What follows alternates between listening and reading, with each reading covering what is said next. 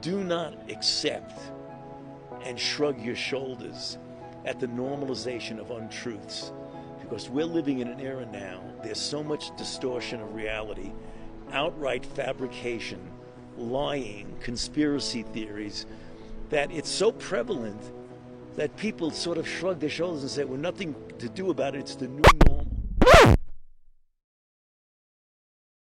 It's quite clear in this case that it came across through animals, and almost all our diseases, like HIV, crossed over from chimpanzees in Africa quite some time ago. Ebola came from bats. This also, with one step in between, came from bats. So it's going to keep happening, particularly with climate change, where we're invading. In May of 2020, National Geographic had this splash. Anthony Fauci says no scientific evidence the coronavirus was made in a Chinese lab. PolitiFact had a field day with the claim that COVID-19 originated in a lab, calling such claims debunked conspiracy theories. Say is false. Scientists have two plausible explanations for the origin of the virus: natural selection in an animal host or natural selection in humans after the virus jumped from animals, said PolitiFact.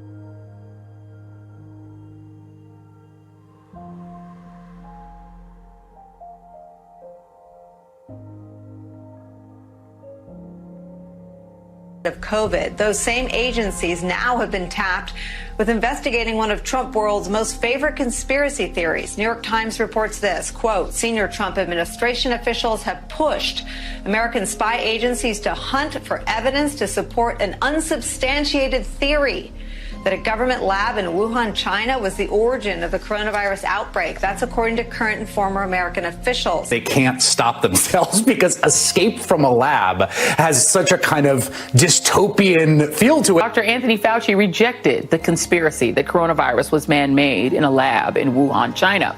And yet this week, Donald Trump is still pushing the debunked bunkum, despite his own intelligence community's findings that is simply not true. Painted in somewhat racist terms. The xenophobia and the racism in outbreak is such a common thing, and it is incredibly dangerous. It is problematic, and it is scary, and I just really want to call that out. You also know that this is not the first time that wishes and or beliefs have collided with the rigor of the Intelligence Committee doing its job. Brian, we've got a problem here, and it reminds me of the fable of the boy who cried wolf. A lot of people on the right love that phrase, escape from the lab, because it sounds like something from a Marvel movie or a comic book. Both scientists and the U.S. intelligence community agree that this coronavirus was not man-made. That is not a possibility. It came from a natural source. It didn't come from a lab. People have looked at the genes. The transmission was likely from animal to human. Even The East Asian raccoon dog, a relative of the fox, may hold the key to the origins of COVID-19, according to a group of scientists quoted in the Atlantic magazine. The team says their new analysis of samples taken at a Wuhan market in the early days of the pandemic is a really strong indication that infected animals were there, including raccoon dogs. The findings support the theory that COVID-19 jumped from animals to humans. But do you mean like there was a chance that this was created in a lab? There's an investigation. A chance? Well, but if there was evidence, I'd love to hear it. There's a novel respiratory coronavirus overtaking Wuhan, China. What do? Oh, you know who we could ask? The Wuhan novel respiratory coronavirus lab. The disease is the same name as the lab. That's just a little too weird, don't you think? And then they ask the scientists, they're like, how did this, so wait a minute, you work at the Wuhan respiratory coronavirus lab. How did this happen? And they're like, a pangolin kissed a turtle.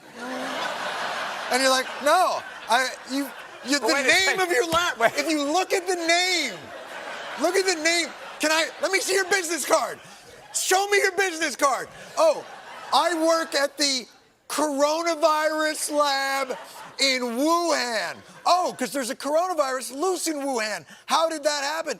Maybe a bat flew into the cloaca of a turkey and then it sneezed into my chili and now we all have coronavirus. Like, come on. Okay, wait a second. What about this? What about this? Second. Listen to this. Wait a second.